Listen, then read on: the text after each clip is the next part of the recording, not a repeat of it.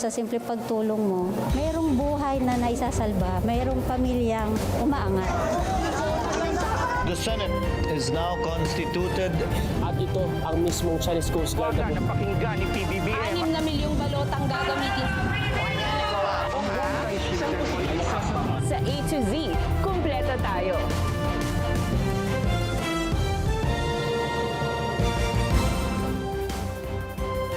Luzon, Visayas, Mindanao at buong mundo. Ngayon ay Biyernes, April 10, 2026.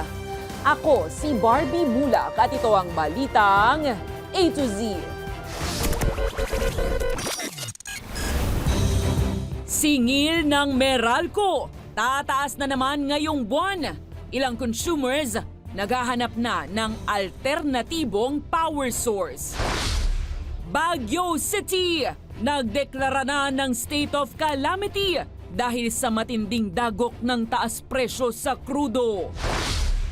Exclusive! Suspect sa pangahalay sa isang menor de edad sa Northern Samar. Arestado matapos magtago sa loob ng 10 taon. Sa palakasan, Carl Eldrew Yulo pasok sa floor exercise finals ng Gymnastics World Cup sa Croatia. Arat na ngayong summer sa tourist spots ng Nature Conservation Area sa Quirino Protected Landscape. At sa showbiz, Gerald Anderson, binuksan na sa publiko ang kanyang bagong resort sa Zambales.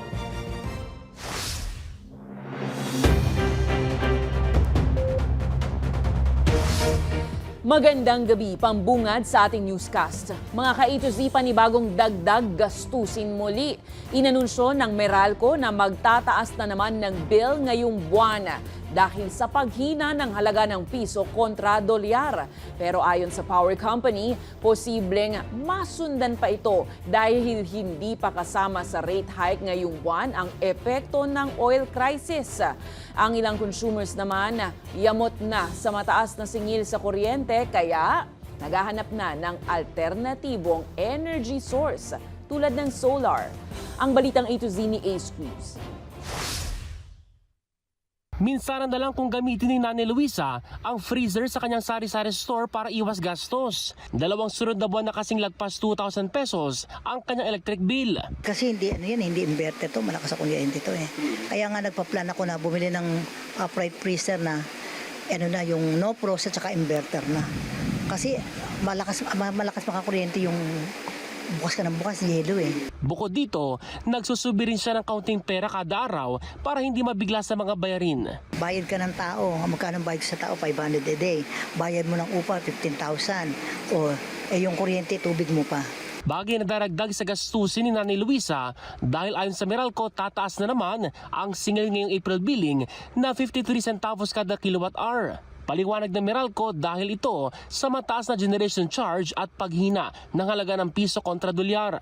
Katumbas yan ng 107 pesos na dagdag singil sa mga kumukonsumo ng 200 kilowatt hours.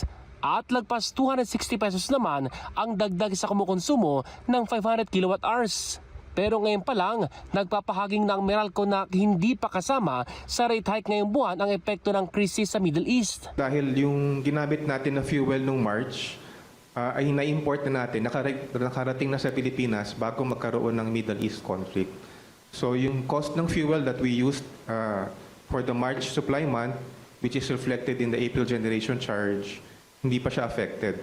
Dahil dito, naghahanap ng ilang consumers ng alternatibong energy source tulad ng solar.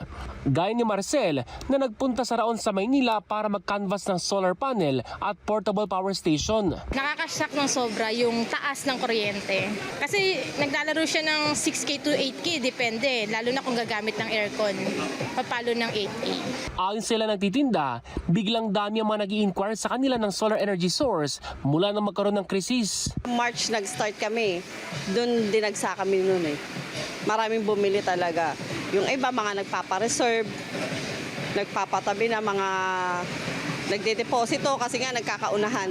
Ang presyo ng solar panel at power station set ay naglalaro sa higit 13,000 pesos pataas depende sa power capacity. Ayon sa dealers, kaya nito magpaandar ng karaniwang appliances gaya ng TV, electric fan, mga ilaw at iba pa.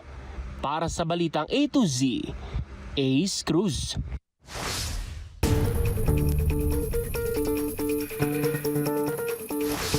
Nagdeklara na ng state of calamity ang pamahalaan ng Baguio City kasunod ng patuloy na pagtaas ng presyo ng petrolyo na nakaapekto sa transportasyon, turismo at pang-araw-araw na buhay ng mga residente. Dahil dito, maaari nang magamit ng lokal na pamahalaan ang Local Disaster Risk Reduction and Management Fund nito. Mapapabilis rin ang koordinasyon ng LGU sa mga pambansang ahensya. Ilalaan ang disaster fund sa transport subsidies at paghahatid ng mga pangunahing serbisyo. Mayroon ding tulong sa mga apektadong sektor tulad sa mga magsasaka na pahirapan dahil sa dalhin sa merkado ang mga ani dahil sa taas ng transport cost. Kasama rin ang tourism sector sa summer capital kung saan bumagsak ng halos 50% ang naitalang bilang ng mga turista. Nais pa imbestigahan ng Department of Energy ang umano'y posibleng sabwatan ng mga kumpanya ng langis kaugnay sa lingguhang pagtaas ng presyo ng mga produktong petrolyo. Ayon kay Energy Secretary Sharon Garina, nakikipag-ugnayan na sila sa Philippine Competition Commission upang alamin kung may nangyayari nga bang sabwatan sa pagitan ng mga kumpanya ng gasolinahan. Iminungkahi rin ni Garina na repasuhin ang kasalukuyang sistema sa pagtatakda ng presyo ng petrolyo. Una na rin sinabi ng House Committees na nakatutok sa energy crisis na pagpapaliwanagin nila ang local oil companies kung bakit pare-pareho ang lingguhang galawan ng presyo ng kanilang mga produkto na ipinatutupad tuwing Martes. Kung meron pong allegations of profiteering or anti-competitive behavior, I think on our part po, DOE can give the PCC or any of the bodies na gustong mag-investigate the information that they need if kung anong kailangan nila kasi may pattern ang hinahanap nila dyan. Aabot sa 50,000 PUV units at 15 million na mga pasahero ang target matulungan ng 1 billion pesos service contracting program ng pamahalaan. Ang promise ng LTFRB, mababayaran daw agad ang mga operator at super na lalahok sa programa. Samantala, inanunsyo na rin ang diskwento sa crudo na bahagi naman ng fuel subsidy program para sa mga pampublikong sasakyan. Ang detalye sa Balitang A to Z ni Stanley Gahete. Sisimulan na sa April 15, Miyerkules, ang pagpapatupad ng 1 billion peso service contracting program ng pamahalaan alinsunod sa utos si Pangulong Ferdinand Bongbong Marcos Jr. Target nitong matulungan ang mga driver at operator ng public utility vehicles at matiyak na may masasakyan ng mga commuter sa harap ng nagpapatuloy na krisis sa langis. Kung walang bumabiyahe, talo po pareho ang ating operator, driver, pati mga pasahero. Saklaw ng programa ang nasa 823 ruta sa buong bansa, kabilang ang mahigit 500 feeder routes sa Metro Manila, Cavite, Laguna at Rizal. Pero tuwing off-peak hours lamang ito sa mga rutang may koneksyon sa tren at pangunahing bus routes. Dapat pagkaroon po tayo ng mga sasakyan during the peak hours pagpasok ng mga trabador at saka paglabas po nila.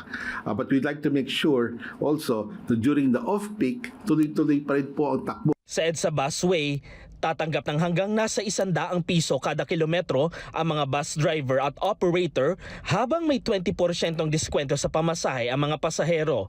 Para naman sa modern jeepney at UV Express, nasa 40 pesos kada kilometro ang bayad. 3 piso kada kilometro naman para sa mga traditional na jeepney. Ayon sa LTFRB, lalagyan ng GPS ang mga unit na sasama sa programa at babayaran umano ito ng pamahalaan sa loob lamang ng 3 hanggang 5 araw. So kung Lunes po sila mag-ooperate, dapat by Thursday, Friday, bayad na po sila para makaikot sila kaagad. Hindi na gaya ng dati na umabot ng buwan-buwan. No? Tinatayang makikinabang dito ang nasa 1,000 operator, 50,000 PUV units at nasa 15 milyong pasahero araw-araw.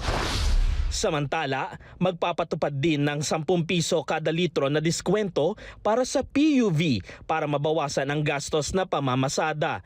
Kada unit may maximum allocation na 150 liters kada linggo sa loob ng 3 buwan. Ipatutupad ito sa pamamagitan ng 14,000 gas stations na minomonitor ng Department of Energy. Bantay po ang DOE sa mga gas stations natin tsaka oil companies, making sure na wala silang hoarding tsaka profiteering.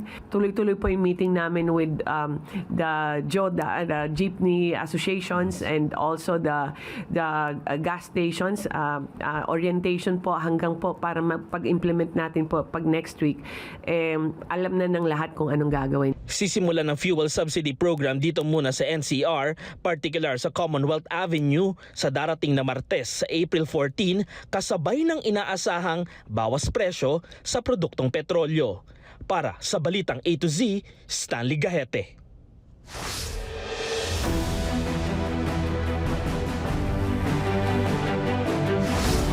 May bago ng kalihim ang Department of Tourism matapos italaga ni Pangulong Ferdinand Marcos Jr. si Dita Angara Matay sa naturang posisyon. Si Dita Angara Matay ay isang veteranong lingkod bayan na may malawak na karanasan sa kalakalan at iba pa.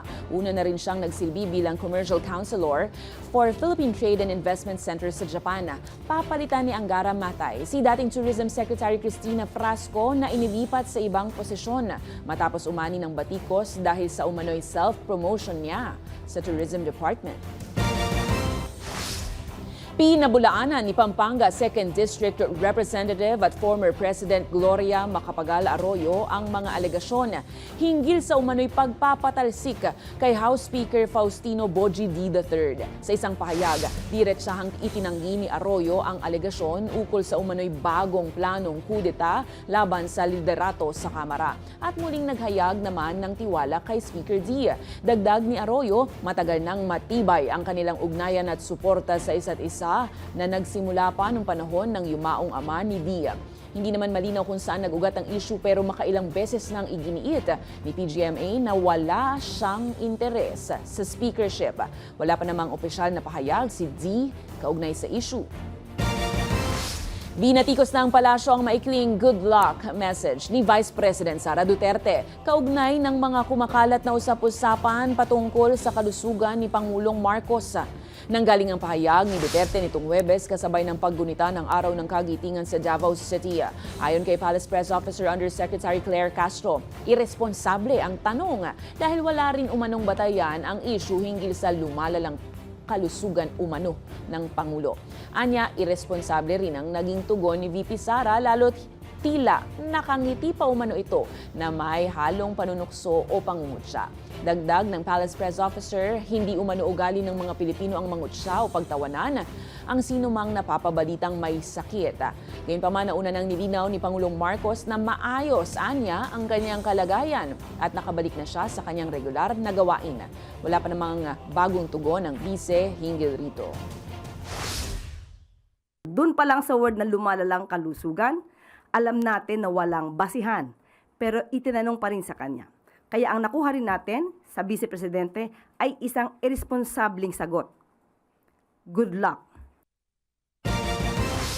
Bumagsak sa kamay ng mga otoridad ang suspect sa panghahalay sa isang menor de edad sa Northern Samar matapos takasan ng batas sa loob ng 10 taon. Batay sa impormasyon ng isang komunidad, natunton at naaresto ang pugante sa liblib na bahagi ng Bulacan. Ang Balitang A to Z, exclusive ni Kim Salinas.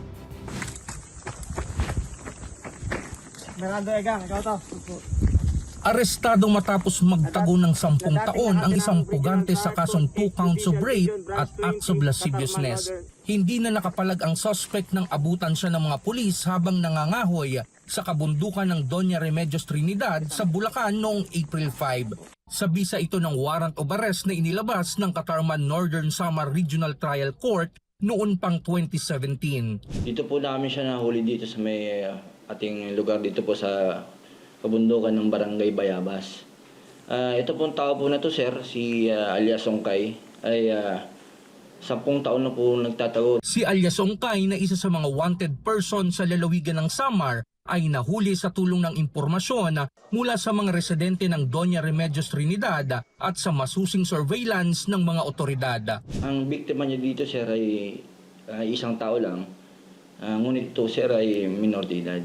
Sa iisang bayan nila ng Rosario Municipality sa Northern Samar. Yung last po na nangyari, doon lang po siya naaktuhan na ginagalaw niya or pinagsasamantalahan niya yung minor de edad na biktima. Nang harapin ng balitang A to Z team ang suspect, ito ang kanyang pahayag. Ako naging ng sorry sa mga nagawa ko na hindi ko naman sinasadya. Pasensya na po kung nakagawa man ako ng masama. Walang inirekomendang piyansa para sa suspect. Ayon sa PNP, hindi dapat mawala ng pag-asa ang mga biktima ng krimen. Binabacktrack po natin yung mga old warrant natin, sir. So ngayon, yung mga old warrant natin, nire-review natin yung whereabouts ng mga tao na yon para po, sir, ma-locate natin at ma-serve natin at para maibigay po natin yung hustisya para po sa ating mga kababayan. Target ng PNP ang zero backlog sa mga pending warrant of arrest para tuluyang mabigyang hustisya ang mga biktima. Para sa Balitang A to Z, Team Salinas.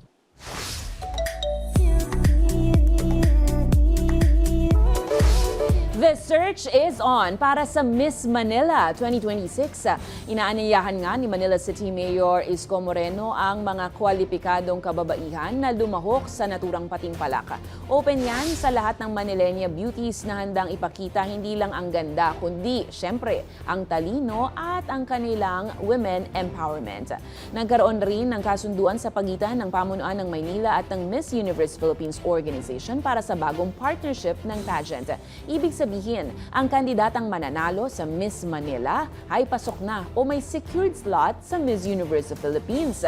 Kaya sa mga nais pong sumali, kailangan Manila-born citizen, residente ng Maynila, nag-aaral o nagtatrabaho sa naturang syudad. Hinihintay pa ang ilang detalye sa i-anunsyo sa mga susunod na hakbang ng pageant. Samantala, inanunsyo naman ng pamunuan ng Miss Universe Philippines na sa May 2, 2026 na gaganapin ang gabi ng koronasyon sa Mall of Asia Arena sa Pasay City. 50 kandidatang maglalaban-laban para maiuwi ang corona na siyang magiging representative din ng Pilipinas sa Miss Universe 2026 pageant na gaganapin naman sa Puerto Rico. Susunod, Philippine Animal Welfare Society nagbabala sa banta ng heat stroke sa mga alagang hayop. At sa palakasan, Carl Eldrew Yulo pasok sa floor exercise finals ng Croatia World Cup. Diyan lamang po kayo magbabalik ang Balitang A to Z.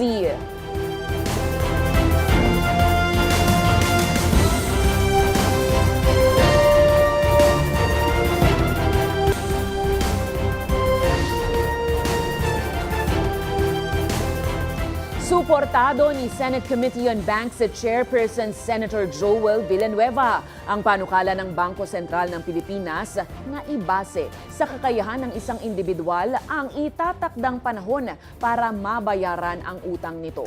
Ayon kay Villanueva, maituturing na patas ang naturang hakbang dahil dedepende ito sa kasalukuyang estado ng mga may utang. Target ng BSP proposal na tugunan ng hiling na mas mahabang repayment terms para sa mga salary loan, partikular na sa mga teachers at education workers. Samantala, ikinatuwa rin ni Villanueva ang loan moratorium na ipinatutupad na ng GSIS sa government workers na anyay malaking tulong sa bulsa sa gitna ng krisis. Inuudyukan din ng senador ang SSS na sumunod na rin sa hakbang para naman sa mga empleyado sa pribadong sektor. Naghahanda na ang Department of Agriculture sa posibleng epekto ng El Nino na maaari magdulot ng pagtaas ng konsumo ng krudo ng mga magsasaka. Ito'y matapos nang magbabala ang pag-asa na maaaring magsimula ang El Nino pagsapit ng Hunyo. Ayon kay Agriculture Undersecretary Aziz Perez, inaasang tataas ang paggamit ng irigasyon dahil sa El Nino na magreresulta naman sa mas mataas na demand sa paggamit ng langis. Problema rin ayon sa ahensya ang pagtaas ng presyo ng pataba, bunsod ng krisis sa langis na nagtutulak sa mga magsasaka na bawasan ang paggamit nito. Paliwanag na ahensya, maaari magdulot ng kakulangan sa supply kung hindi ito agad matutugunan. Samantala, sinabi pa ng DA na naghahanda na sila sa pamamahagi ng fuel subsidy sa mga magsasaka na isa rin sa mga pinakaapektado ng pagtaas ng presyo ng krudo. Kasi with the El Nino, kailangan mong gumamit ngayon ng pump. And again, that will require fuel. Yung ating planting season will start around May, June, and end of July. So ngayon pa lang may mga ginagawa na tayo to address those possible challenges that we can now foresee. Nagpaalala ang Philippine Animal Welfare Society o PAWS sa mga pet owner hinggil sa posibleng heat stroke dahil sa matinding init ng panahon. Ayon kay PAWS veterinarian Dr. Ann Almazar, hindi umano agad napapansin ang sintomas tulad ng sobrang hingal, paglalaway at iba pa sa mga hayop. Kaya paalala ng grupo sa fur parents, tiyaking may sapat na tubig ang alaga, iwasan ang direktang init at maaari rin silang pahanginan kahit sa electric fan. So if i-walk po ninyo yung inyong mga pets, maganda na early morning or sa hapon na lang kung saan hindi po tirik yung araw. If mapapaso yung kamay ninyo sa semento, it's a sign na mapapaso rin po yung paa ng inyong mga alaga.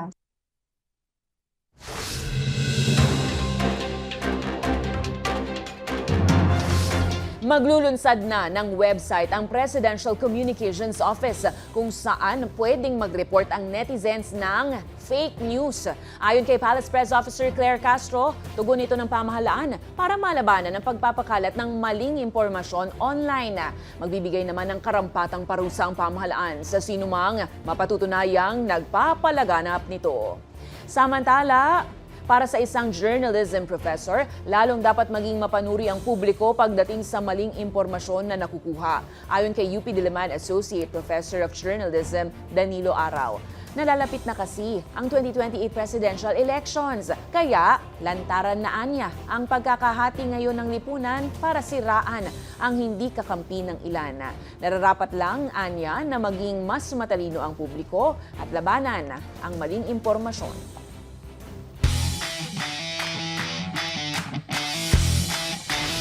Muling bumida ang dugong Yulo sa entablado ng gymnastics. Matapos pumangalawa ang Pinoy gymnast na si Carl Eldrew Yulo sa qualifier sa Croatia World Cup leg. Muntik ngang masungkit ni Carl Eldrew Yulo ang top place sa qualifiers kung hindi lang naungusan ng Amerikanong gymnast na si Cameron Nelson. Dahil dito, pasok na si Yulo sa finals ng naturang kompetisyon at may tsansang makauwi ng gintong medalya para sa Pinas. Una na ring tumambling ang batang Yulo papasok sa finals ng iba't ibang leg ng World Cup Series. Si Carl Eldrew ay kapatid ng Olympic double gold medalist na si Carlos Yulo. Sa aming pagbabalik sa showbiz, Gerald Anderson binuksan na sa publiko ang kanyang bagong resort. Saan yan? At arat na sa ganda ng Quirino Protected Landscape. Ibinida yan sa mga turista ng DNR Cagayan Valley. Susunod na yan dito lang sa Balitang A to Z.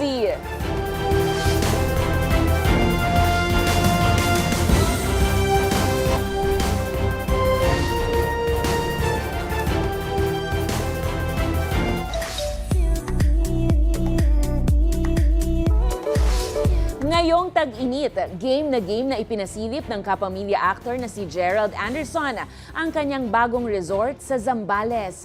Samantala, OPM icon Rico Blanco bibida sa pelikula kasama si Sue Ramirez. Ang detalye, ichichika sa Balitang A to Z Showbiz ni Lane Garcia. Summer is here! Ramdam na nga ng lahat ang heat, kaya naman hawakan na ang beat. Dahil ang kapamilya actor na si Gerald Anderson, ready na rin humirit. Opisyal na ngang binuksan ng kapamilya actor ang kanyang ikalawang resort sa Zambales na pinangalan ng Trivera Zambales. Sa Instagram, proud na flinex ni Gerald ang kabuoang ayos ng kanyang resort na para bang fruit of his labor sa Philippine entertainment industry.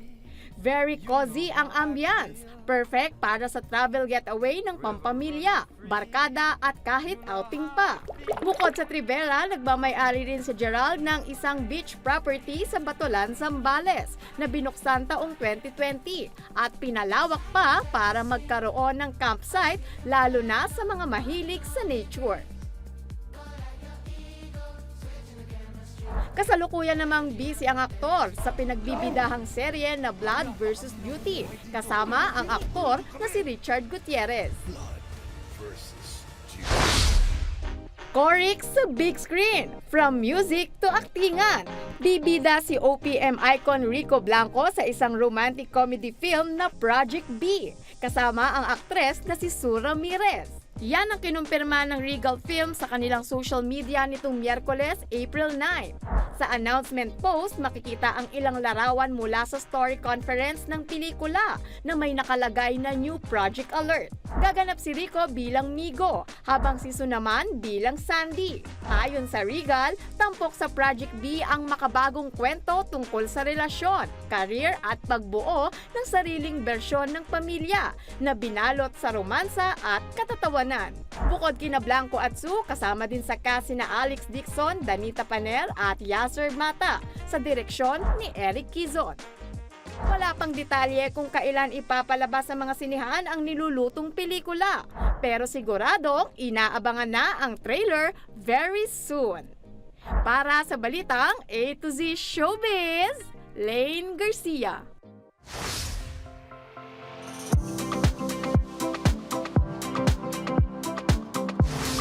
Wala talagang kupas ang Pinas. Ang sarap ng takasan ng ingay ng syudad para mag-nature tripping ngayong bakasyon.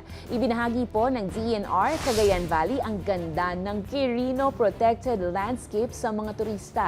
Isa po yung luntiang paraiso na hitik sa wildlife at adventure. Dito matatagpuan ang headwaters ng Cagayan River, ang pinakamahabang ilog sa bansa na may mahalagang papel sa irigasyon at pagkontrol ng baha sa Cagayan Valley. At kung naghahanap naman ng adventure, pwede rin dito ang trekking, hiking, bird watching, wildlife observation, cave exploration, meron ding river activities at cultural immersion. Isang destinasyong hindi lang pang-adventure kundi syempre pang-pahinga rin. Kaya arat na po sa Quirino. Kung kayo ay may kwentong kakaiba, mga kwento ng pag-ibig o storya ng inspirasyon at pag-asa, maaari itong ibahagi. Sumali sa ating Facebook group na Balitang A to Z. Panoorin ang replay ng ating programa at sundan ang ating social media pages. Hanapin ang Balitang A to Z. Ang ating pabaong quote of the night ngayong Biyernes ay mula sa mamamahayag at autor na si Ravesh Kumar. Ang sabi niya, ang pinaka-mainam na panlaban sa fake news ay ang mapanuri at mapagtanong na pag-iisip. At yan po ang mga balita at impormasyon, mga kwentong may dalang inspirasyon na tinutukan ng Balitang A to Z. Ako po si Barbie Mulak, maging maalam, makialam. Magandang gabi sa iyo, Pilipinas! Happy weekend!